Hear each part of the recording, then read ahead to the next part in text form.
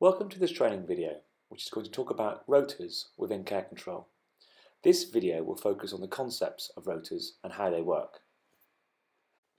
Before we start to look at how rotas work within care control, it is worth just considering why we need to manage the staff rotas at all.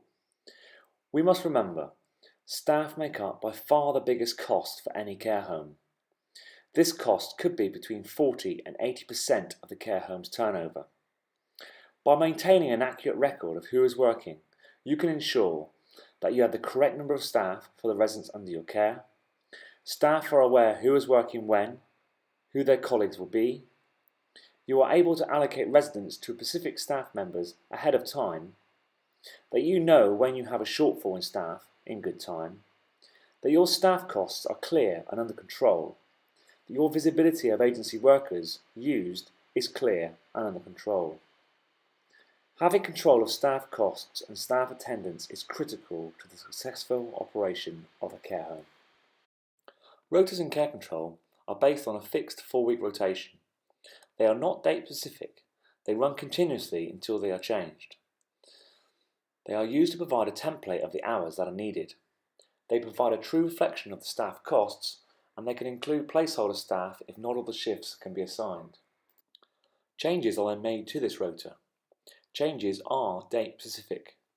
Adjustments plus the rota equals the real working situation. Adjustments can include all absence types, shadow shifts, etc. A rota in care control is created using a template we call a model. The model lets you experiment to get the right hours for your staff ratios. Tools are in place to help you ensure that all hours needed are in place. Your rota model must be based on a 4-week rotation. If you work on a 2-week rota, weeks 1 and 3 and weeks 2 and 4 will be the same. Once you are ready, you process your rota into live.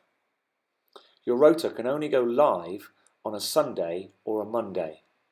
You cannot change a live rota, you can only change a rota model. It is important to understand that your rota runs continuously until it is changed. You set in the system a first rota start date. This is the date that defines your rota week 1.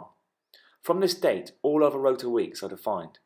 If you set your first rota start date to Sunday the 5th of June, your rota will rotate weeks 1, 2, 3, 4 from this date, meaning that the 23rd of October, in this example, will be rota week 1.